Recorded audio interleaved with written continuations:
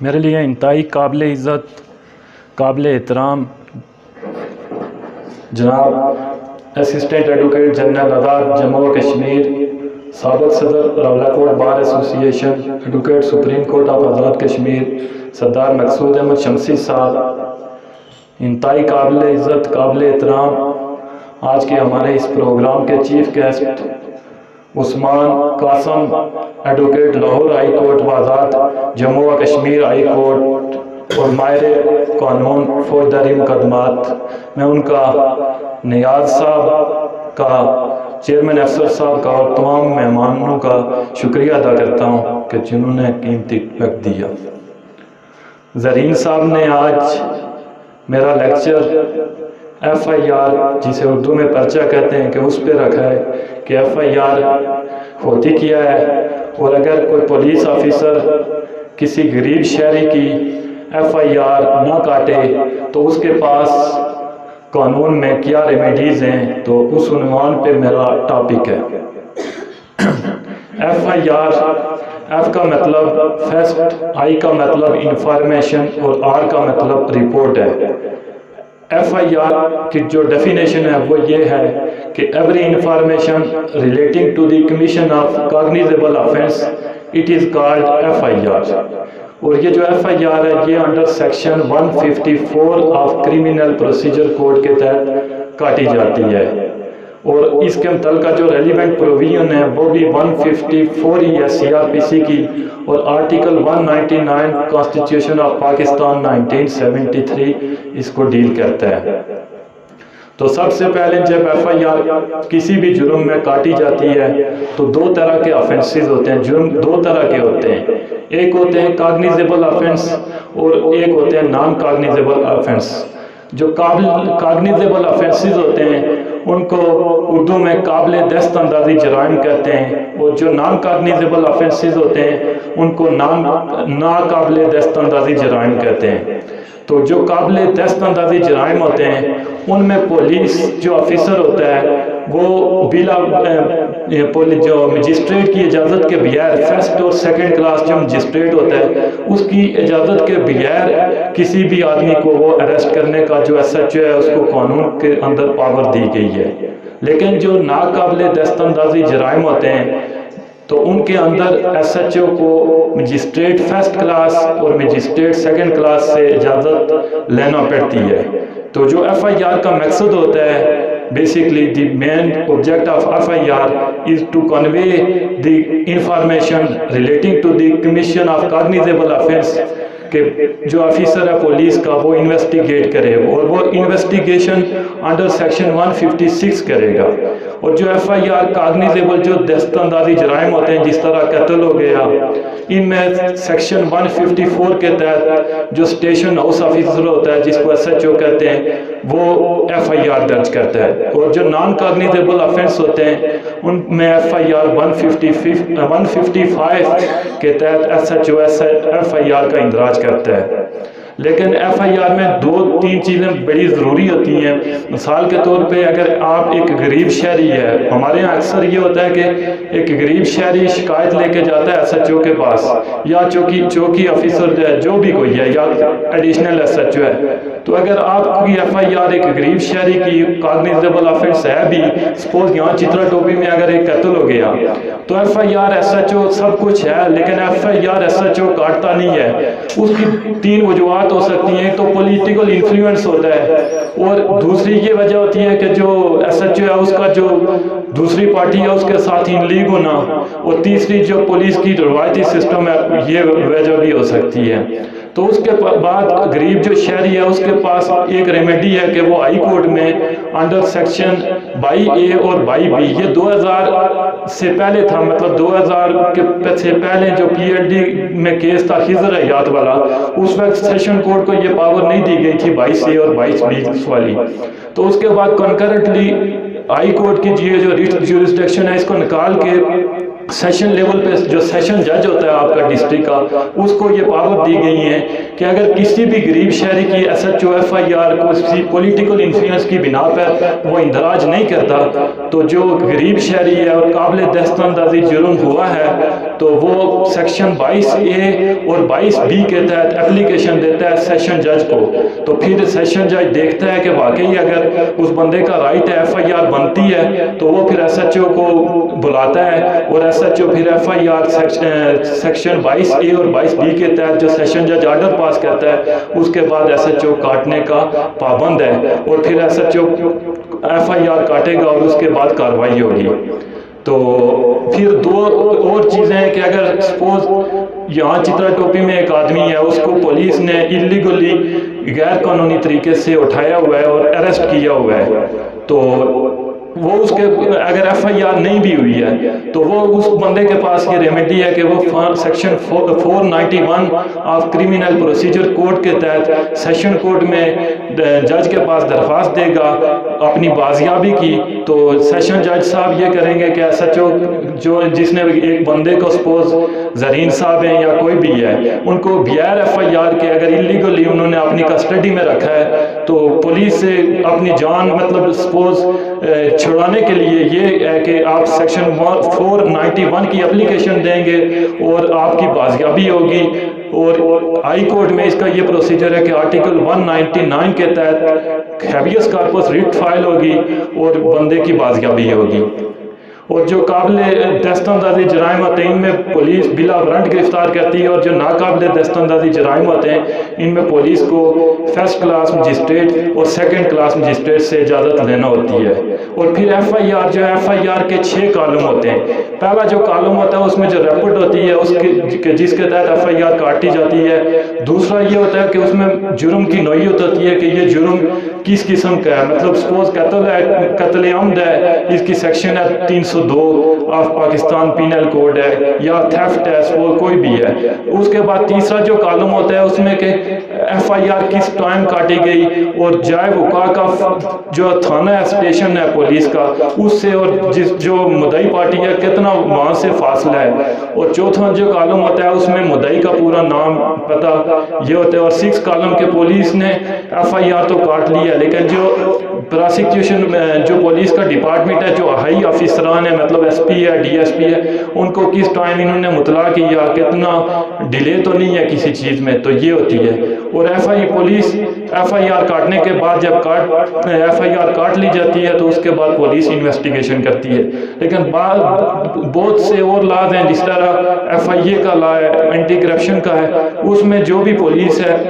وہ پہلے انکوائری کرے گی اور پھر انویسٹیگیشن کرے گی. پولیس کو ڈائریکٹ یہ اختیار نہیں ہے جس طرح فیڈرل انویسٹیگیشن کے لاز ہیں کہ ڈائریکٹلی وہ انویسٹیگیشن کرے کسی بھی کرائم میں. پہلے وہ پوری انویسٹیگیشن انکوائری کرے گی، پھر اس کے بعد ایف آئی آر کاٹی جائے گی، پھر انویسٹیگیشن ہوگی. یہ ایف آئی اے کا بھی یہی ہے اور اینٹی کرپشن کوڈ کا بھی یہی ہے. تو ایف آئی آر کا مطلب یہی ہوتا ہے کہ کسی جو مین جو آبجیکٹ ہوتا ہے کہ جو بھی انفارمیشن ہے وہ پولیس کو بندہ پہنچائے اور اس کے حوالے سے پھر پولیس کسی بھی جرم میں انویسٹیگیشن کرے. تو یہی میرا ٹاپک تھا، اس پہ میں نے بات کر دی ہے. اور اگر ایف آئی آر سے متعلقہ کوئی سوال ہو تو مجھ سے کوئی پوچھ سکتا ہے.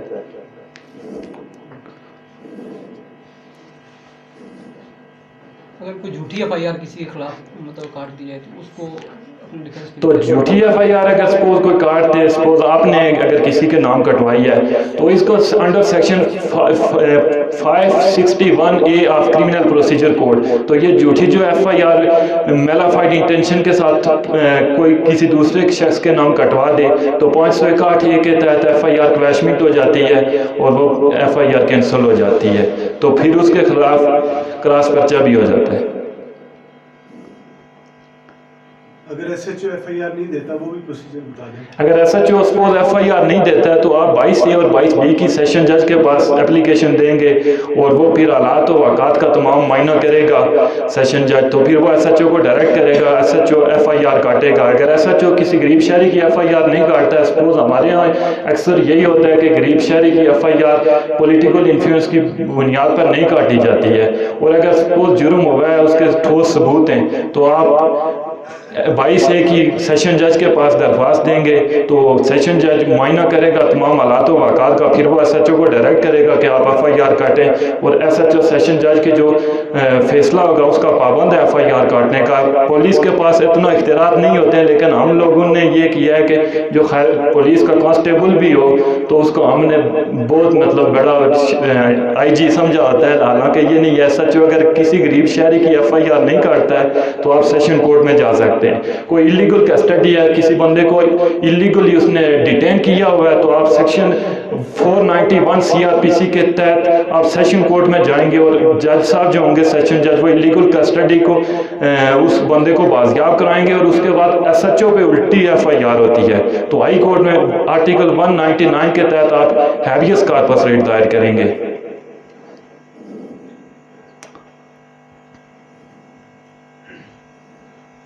اور سب یہ آپ نے جو بات کی قابل دستاندازی جرائم اور ناقابل دستاندازی، ٹھیک ہے، ان دونوں کے الگ الگ ایگزامپل لیتے ہیں۔ قابل دستاندازی جرائم، قابل دستاندازی جرائم وہ ہوتے ہیں کہ جن کی سزا 3 سال سے اوپر ہو، اور جو 3 سال سے نیچے ہیں تو وہ ناقابل دستاندازی جرائم ہے۔ سادہ الفاظ میں آپ کو میں یہ کہتا ہوں، ان کے ایگزامپل لیتے ہیں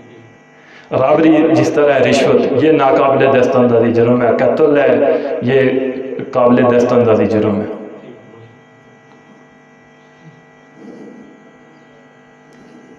جی حاضرین سے اور ایف آئی آر سپوز یہاں تو آزاد کشمیر کا سسٹم مجھے نہیں پتہ ہے، اگر پنجاب میں نیاز قانون آیا ہے کہ اگر ایک ایف آئی آر کسی قابل دستاندازی جرم ہے، قتل ہے، جو بھی کوئی ہے، تو اس کے اندر اگر ایف آئی آر کے بیسکلی ایف آئی آر کاٹنے کا جو اختیار ہے ایس ایچ او کو، اسٹیشن ہاؤس آفیسر، لیکن آج کل پنجاب میں اسلام آباد میں کچھ انویسٹیگیشن سیل بنائے گئے ہیں، اور ان انویسٹیگیشن سیل کو مانیٹر ایس ایس پی اور سی پی او یہ لوگ کر رہے ہیں، یا ڈی پی او، کیونکہ کچھ ڈسٹرکٹ میں ڈی پی او ہوتا ہے، ایس ایس پی ہوتا ہے، سی پی او، تو وہ پوری مانیٹر کرتے ہیں۔ جب جو ڈیلی کی ایف آئی آر آتی ہیں ان کو وہ چیک کرتے ہیں، پھر وہ نمبر لگاتے ہیں، تو اگر S H O F I R نہیں بھی کاٹتا ہے تو وہ پورا ایک بورڈ بیٹھا ہوتا ہے۔ تو آج کل ایف آئی آر بھی کاٹوانا کوئی بھی جرم ہو اس کے خلاف اتنی مشکل نہیں ہے۔ ہمارے یہاں اس طرح کا باغ میں راولہ کوٹ میں شاید سسٹم نہیں ہے، لیکن وہاں سب چیزیں ڈیلی کی ڈیلی سی پی او مانیٹر کر رہا ہے، یہ ابھی ایک نیا قانون بنا ہے۔ ایف آئی آر میں کوئی فیس وغیرہ بھی ہوتی ہے، بندہ جائے وہ پیسے لے لیتے ہیں؟ نہیں فیس قانونی تو اس طرح کی نہیں ہے، لیکن لیتے ہی یہاں ظاہر رشوت چلتی ہے ہمارے معاشرے میں۔ تو اس کے خلاف بھی کوئی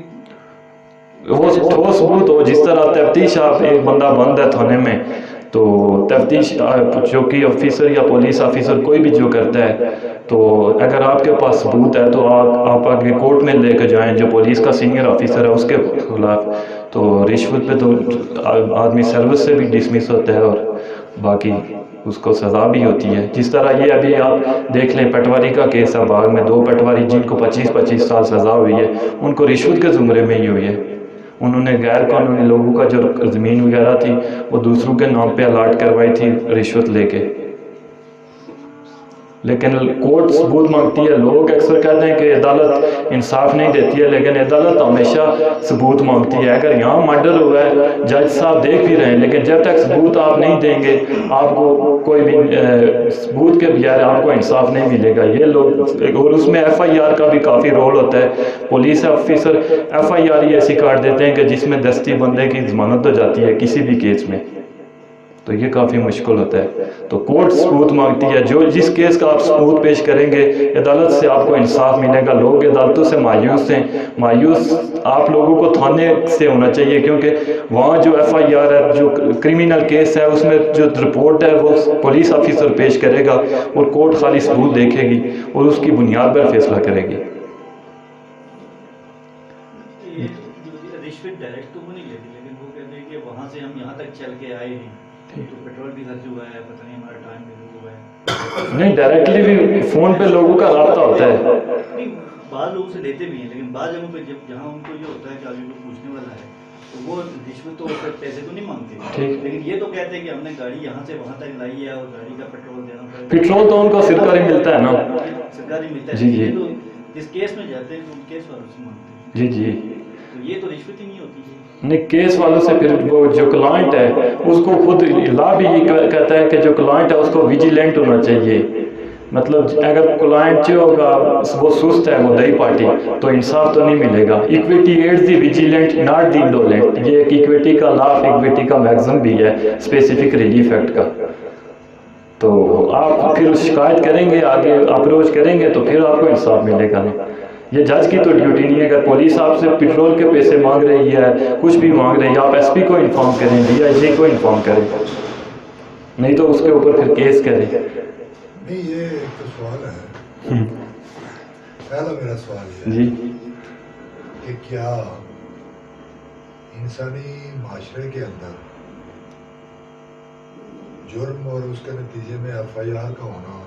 کس حد تک ضروری ہے. دوسرا سوال یہ ہے کہ جب اس سسٹم کے اندر آوے کا آوا ہی بگڑا ہوا ہو تو پھر کیا بندے کے پاس آلٹرنیٹ ریمیڈی ہے, اسے کیا کرنا چاہیے, وہ کیا کرے. جرم ظاہر ہوگا تو آپ جائیں, SHO H O F I R نہیں کاٹ رہا ہے تو آپ کے پاس جو دوسری ریمیڈی ہے 22A والی وہ آپ اختیار کریں, آپ کو یقیناً انصاف ملے گا. اور وہاں کورٹ میں بھی نہیں مل رہا ہے. آج کل تو وکلا ہے, ہمارا جو P T I Azad Kashmir کا لائر فورم ہے تو پورے پاکستان میں وکلا فری کیس لڑتے ہیں کہ اگر کسی غریب کے ساتھ زیادتی ہو گئی ہے تو وہ فری اس کا کیس لیں گے. یہ بعد میں بھی پی ٹی آئی کے وکلا نے یہ کام شروع کی ہے. تو وکیل کا کام ہی ہے معاشرے کی خدمت کرنا. وکالت ایک پرمری پیشہ ہے. آپ اللہ تعالیٰ کے نام دیکھیں 99 ان میں بھی ایک نام آتا ہے الوکیلو. تو وکیل تو ایک آساز ہوتا ہے, اس کا کام ہی ہے معاشرے کی خدمت کرنا. دوسرا جو سوال ہے جی آوے کا آوا, جی اس کی ریمیڈی یہ ہے کہ بندہ 22A میں چلا جائے. جی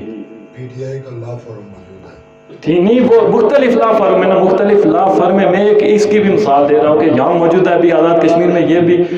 کام شروع ہو گیا ہے کہ جو یہ جو ایف آئی آر ہے اور یہ سارا گورکھ دھندا ہے, ٹھیک اس میں ایک پارٹی